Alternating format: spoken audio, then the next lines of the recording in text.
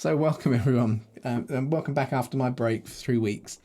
So I'm not sure how many we'll get in before the summer, but hopefully we'll get about halfway through the Gospel of Matthew. Don't know how long it's taken us to get there. As a quick kind of promotional thing, please pass on the fact that we've got these recordings. I really just enjoy the privilege and time of being able to kind of just sit down, think a little bit, and share at this kind of level. The nice thing is I'm really happy to do it when we've just got handfuls of folks. But the nice thing is with the recordings, if you maybe want to involve others in it, it would be really good. So I just want to kind of push that little bit of promotion. And if you're watching this on Facebook, because it suddenly popped up as a live stream, then you are welcome to join us. Just have to message me or go and look at my YouTube channel and find out how to kind of sign up to join us on the Zoom. That'd be great. So let's just pray and then we'll get into the text today. So Father, again, just thank you for this opportunity and pray that you'll inspire us. Father, we live in a world that is beginning to reap the consequences of its walking away from the wisdom you give it. And so Jesus, there is mission in just taking time to really consider and understand your words at a deeper level. So pray you'll bless us and inspire us this afternoon in Jesus' name. Amen. So I will go to my little presenter view. So we'd started Matthew 12 just before I took a break on holiday. And so if you remember, just to kind of give it its context, our previous time together, we were looking at the statement of Jesus of being the Lord of the Sabbath. And in many ways, these next few verses are linked to that. They're kind of arranged by Matthew in a very, very deliberate way, I think. This run of events, and of course they are chronological. Actually, I say of course because they're not always, but in this case, I think they are. But I've called this being good on the Sabbath. It finishes. It's built around that famous time when Jesus says, "Is it lawful to do good or bad on the Sabbath?" So we're looking at Matthew 12. We're looking at 9 to 15. We'll stop halfway through 15 because 15 is the kind of transition verse. So we'll complete, and then next week we'll start again with verse 15 as the next section opens up. So. Coming on to the text. So he moving on, he went into their synagogue. So I've used that phrase "moving on." I was trying to think how you say the Greek word. If you kind of break it down, it means to relocate your location. So it is a kind of a real movement thing. So that kind of, in my mind, it ties it chronologically to what we just read about him being Lord of the Sabbath. And that makes sense because the Sabbath theme is being repeated here. So they've been passing through the grain fields, as you remember.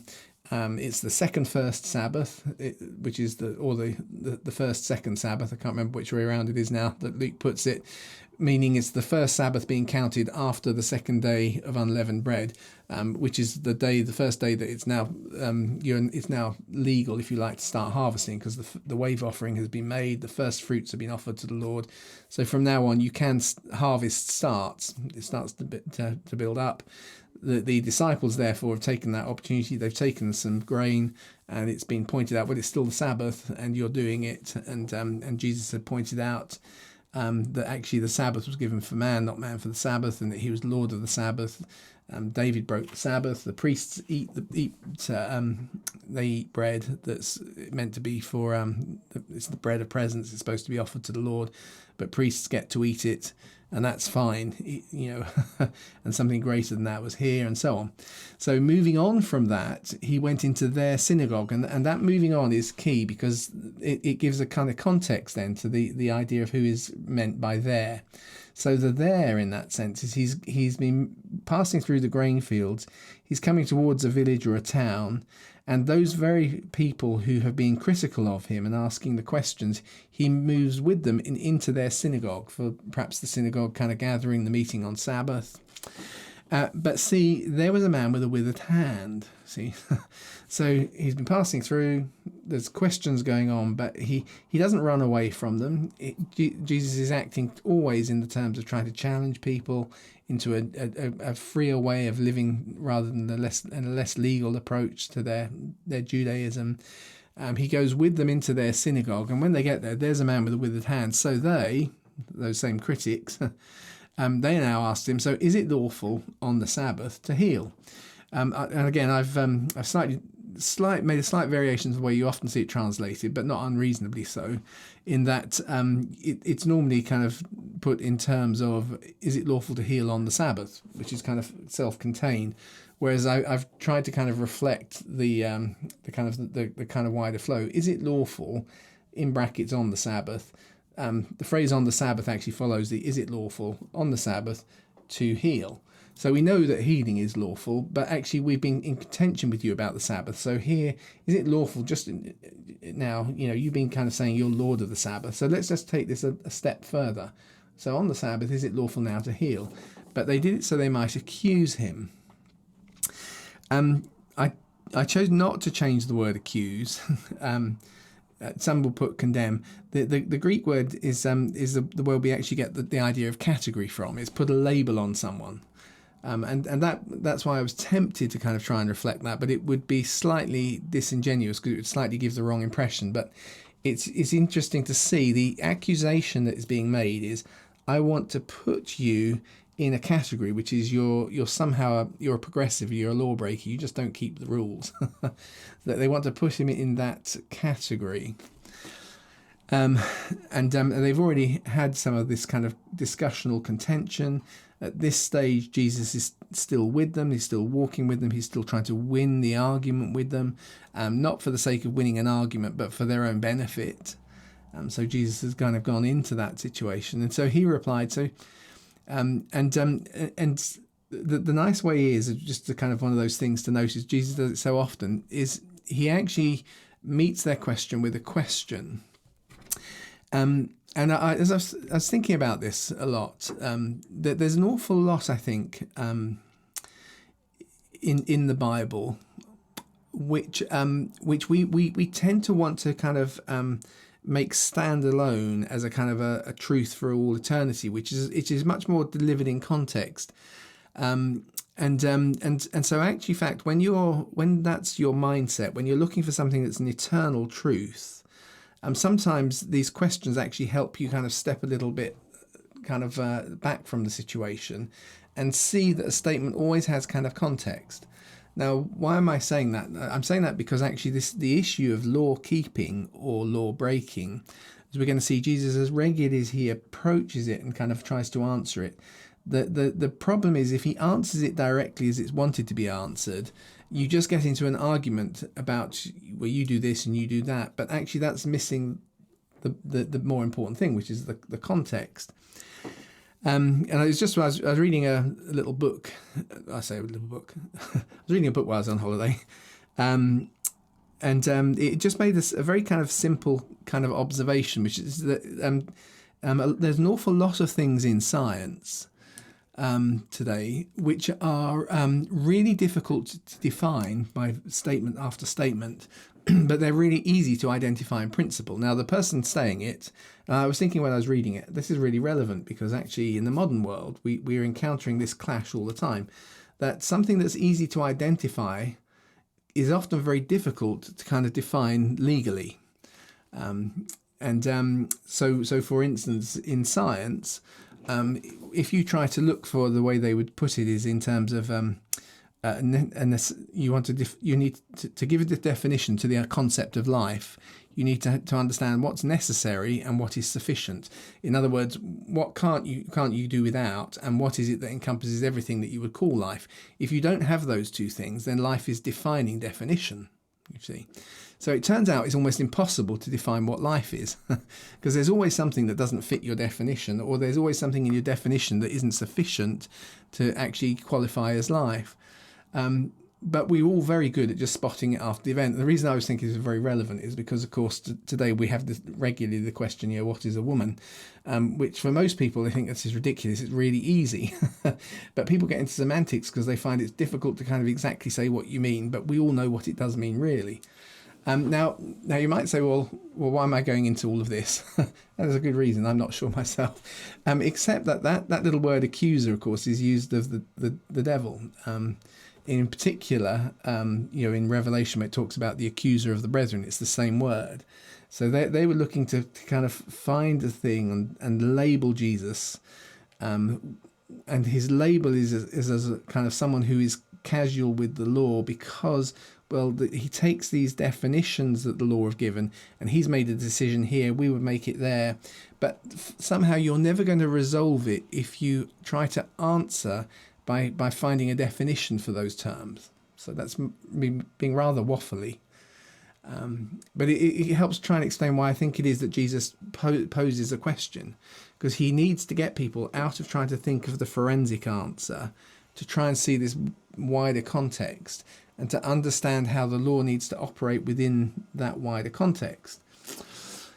So what's a challenge here, of course, which was a challenge last week and now this week, is the issue of doing work on the Sabbath. So he's already had a conflict, but it's one in which they're fine. We're still walking together. I'm still going to your synagogue with you. We're still in debate about it. It was about whether rubbing the grain in the hand was that doing work or not. You see, because the fourth commandment says, you keep the Sabbath and you don't do any labour on it. You see, is that labour? So what we're really arguing about is the definition of work that is breaking the Sabbath. And this is where I'm kind of driving at, is that's actually quite complicated to try and explain. If you actually try to come up with a definition that is both necessary and sufficient, in other words, everything, if you cross this line and if you kind of meet these criteria, then all situations which we would call labouring on the Sabbath has now been met. It would actually be very, very difficult, even though most of us would know what it was if we saw it. You see, and that's really what's going on. The people can't see that this is not commercial. This is not a commercial thing when we just rub grain and we feed ourselves, because the Sabbath was given for man, not man for the Sabbath. So actually, it should be a blessing. And this isn't hard work. This is just us enjoying the blessing. It's part of rest to actually enjoy good food. The priests do it by eating the bread of the presence. David did it when he went in, and even though it wasn't permissible for him to do it, you see.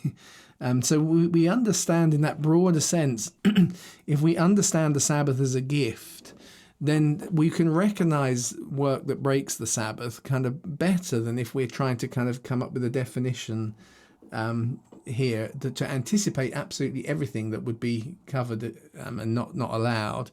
And it's really that understanding, I think, that Jesus is challenging.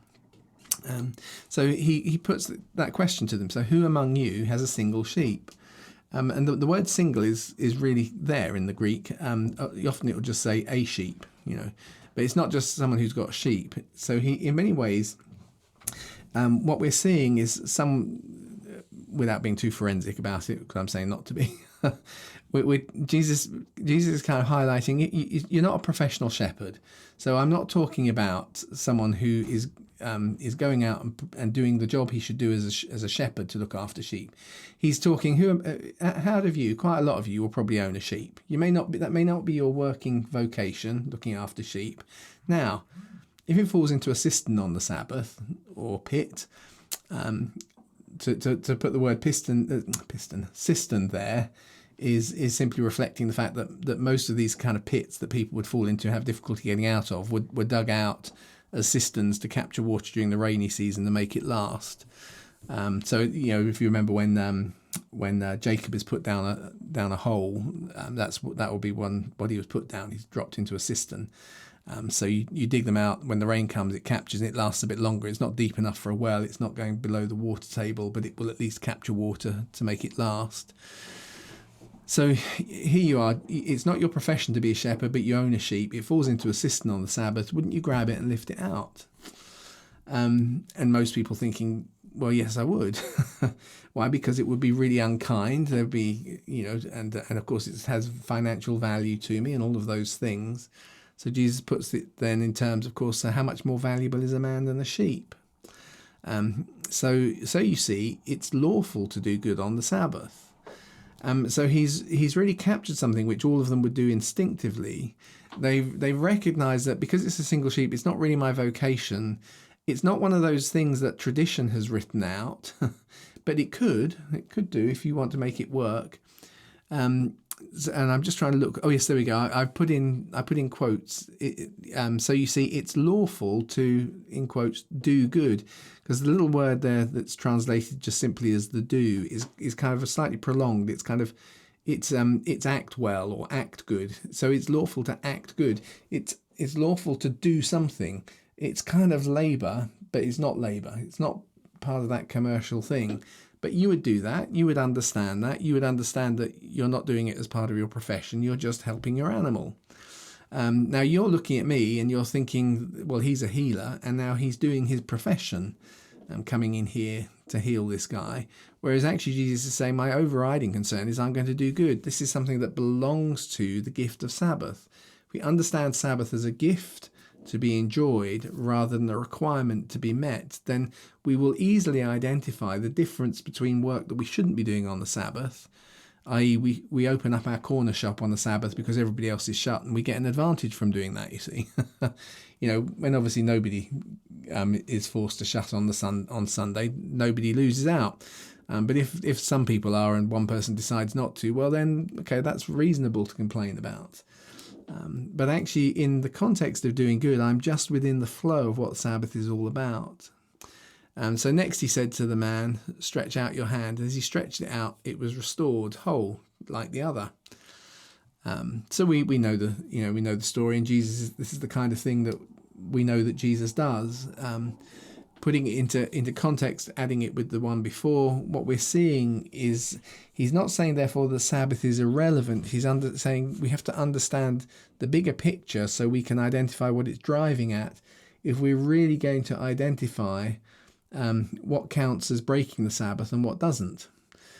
It's much easier to identify if you've got the principles in place, just as life is easy to identify if you understand it that way and you're not being overly obtuse and semantically kind of pedantic about it, just as actually it's not that difficult to define what a woman is unless you really want to make an issue of it, in which case you can get very sophisticated and argue, but you don't know this, you don't know that. So we have to kind of get these bigger perspectives into place, or not the biggest perspective, we have to get the right big perspective in place, so that we can bring sensible kind of layer of judgment and understanding into what's going on.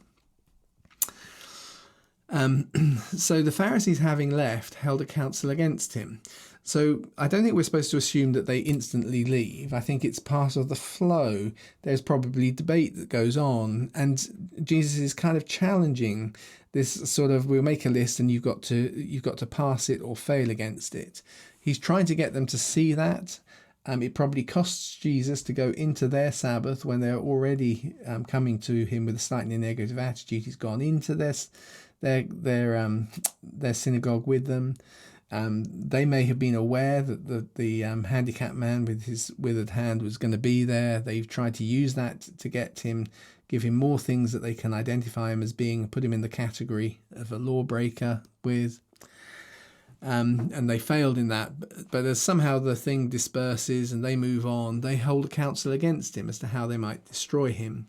So maybe you sometimes will see the translation is conspire, because I think that is the kind of implication. But Matthew kind of presents it as a council, as if they kind of got together to discuss it once.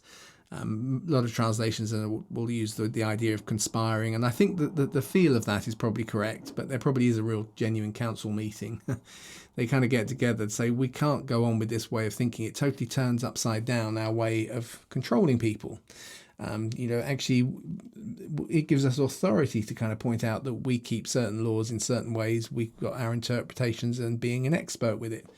If you just give it to just the everyday hoi polloi to kind of look at it and say, God wants to bless us with these laws, then actually I understand those things in terms of blessing. And that doesn't mean we always agree. Sometimes there'll be disagreement, but it's a much more open approach to legalism, if I can put it that way. So aware of this, Jesus withdrew from there, but great crowds followed him, and he healed them all.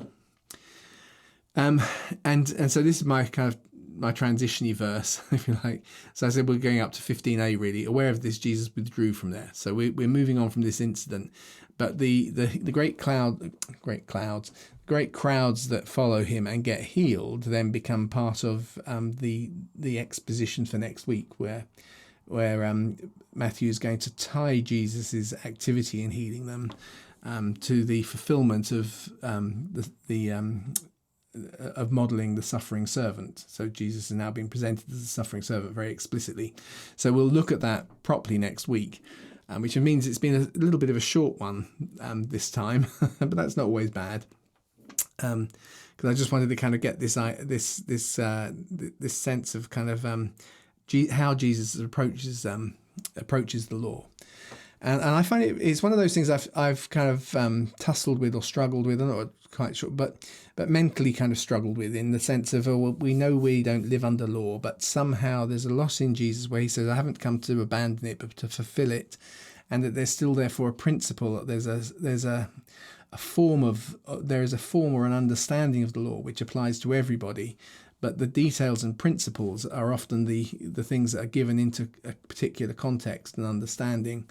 And what Jesus says is, you're not trying to kind of define what the real things of those are. You're supposed to try and see them within that flow of the generosity and the grace of God. And so I think that these previous two incidents, or this incident and the previous one, kind of try to demonstrate that idea. It's not that Jesus is saying you can break the law, you don't need to keep the Sabbath. He's just saying you've got a wrong definition of what you understand when it says you don't do any work on the Sabbath. You're not a shepherd with loads of sheep. You're just someone who's got a single sheep. So it's not your workplace. So for one person it may be wrong. For another it might be okay to kind of to go and care for his sheep. You kind of you get the feel. How do we understand it? Well, I'm trying to do good. And actually it is totally in the line of the Sabbath to do good, because Sabbath was supposed to be a gift. So just a handful of verses, my simple kind of observation on it. Did anyone want to ask anything or make a comment in our slightly shorter text this week? Or you just clarify or challenge anything that I've said in terms of how to translate bits or whatever? Do you want to ask anything or comment on things? Just very clear. I'd never really fully understood that verse, so that's a very clear explanation of it. So thank you. Thank you, Colin. It's always nice when people say that, when I think I've been really waffly. I waffle all the time since I had the strokes. So. Right. Sorry, that's it's very bad. I feel very bad when I say those things. I'm aware that I use far more words now, and that's often one of the common things with when you have a stroke, is you often find you can't quickly find the most precise words. So I feel like I'm waffling the whole time. So it's nice when it's still reasonably clear. Well, you said at the end you summed it up in one or two sentences about saying that they had the wrong definition of work. Yeah, and that's the key, isn't it? So that was good. Yeah, they're looking at specific incidents that cover all of eternity. Whereas Jesus is pointing out, if you're not a shepherd, you just got a single sheep, then you're going to do this. You're not going to consider that, and you haven't thought to ban that just yet. Why? Because you'd never do that, because the guy's just doing something good. So, that's in the flow of a gift. Yeah, brilliant. Thank you, Colin. Anybody else want to ask or comment or observe?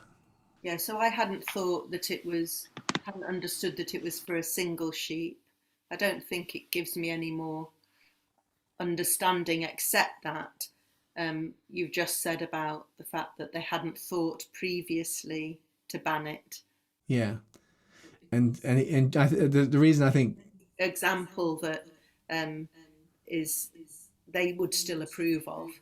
Yeah, because they would have had no problem if he said the guy's a professional shepherd. He's got loads of sheep. They said, well, of course he can't be doing his work on that day. So Jesus has drawn it home to the kind of the domestic. It's just a normal person who just owns a single sheep, and he falls in the thing, and you haven't thought yet to say you can ban this, and you wouldn't realise it's a problem. You wouldn't see that as a problem because he's doing something good, and that's the the gist of what Sabbath is supposed to be something good. So that, yeah, I think that's kind of the feel of where I was trying to get to, hopefully. And as I say, I called it a single sheep, but it is the Greek. A lot of times they just say a sheep. But the trouble is, when we say a sheep, someone's got a sheep, we might mean it as a representative sheep.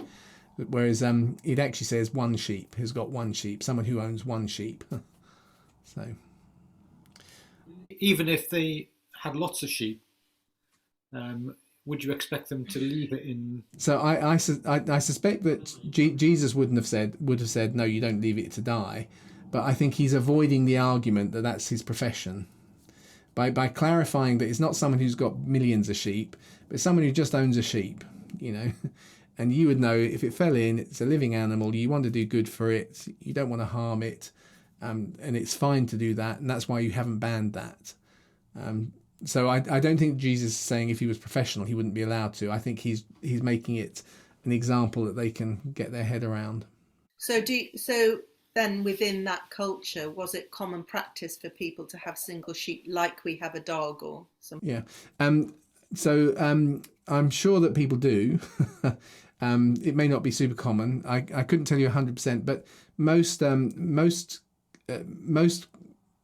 old cultures you find edible animals are kept by the poor. So in the UK and right the way up until up to the Second World War, it was keeping a pig was very common, even in working class families.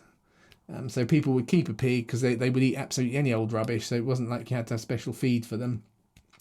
And when it got fat enough, they would take it to the butchers, and they have meat, which is a cheaper way of getting it than actually buying it reared by a farmer. You find in most kind of most less developed kind of cultures, people keep their own sort of domestic food animals.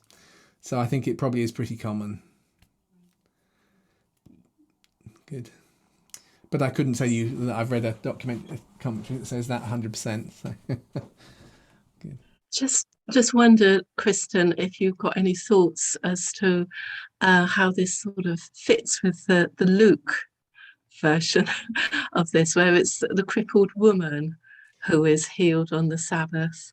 But Jesus seems to be using this same example of the sheep. Yeah, of the sheep, yeah. So I was, I suppose, just curious, was it an example that he perhaps used more than once? I think that most of Jesus' teaching, he delivers more than once. Yeah. And I think that's a huge, that simple understanding resolves huge numbers of what you see as people kind of get all uptight about. It's obviously the same thing, but it sounds the same. And but nobody who is publicly illustrating issues, and we know certain phrases Jesus uses 3 times in the same gospel, so that kind of those kind of little kind of throwaway illustrations, they become part of your preaching repertoire, and you sometimes use them in the same context, and sometimes you use them for a slightly different context. So it isn't a contradiction when we find those things in the gospels. It's probably he's noticed, it probably means that the first time Jesus used it, he's noticed it has an impact and some people get it. So maybe not everybody does, but some do. So it's worth using again when something like this is happening. Yeah, that makes sense. Yeah. So well spotted, Barbara. That's very good. No, I just happened to study that passage a few months ago, so it was in my mind. I know it's a woman. She was crippled. Yeah. But no, it's good to hear it like that. Good. Thank you. Thanks. Good. Anything else anyone else would like to add or contribute or clarify or object to? Good. Well, it is really nice to be back. I'll be back again next week. Where, as I said, we'll be looking at actually how Matthew explicitly kind of unpacks what Jesus is doing is healing in terms of the suffering servant. So I wanted to give myself slightly longer to get my head around that so that we can make proper reference to the Old Testament passage, seeing as it's going to come up. So that's why I kept it short this morning or this afternoon. So in that sense, hopefully it'll be a good one next week, because Isaiah's prophecies are always full of stuff that's worth seeing.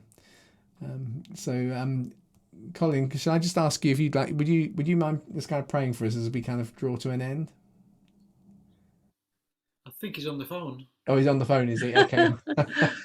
We'll leave that one. Okay, I'll let you do it, Neil, as you volunteered. Okay, Lord, yeah, thank you, Lord, for this understanding that Kristen's shared with us today, and that just takes our understanding on a little bit further, and help us to use that and apply that to be less legalistic, I guess, and more open to see where we can do good, even if that looks like it's pushing against the boundaries or against the rules. Yeah, I'll be with us, Lord, I pray. Amen. Amen. Yeah, that's a good prayer there, Neil, because I think that is what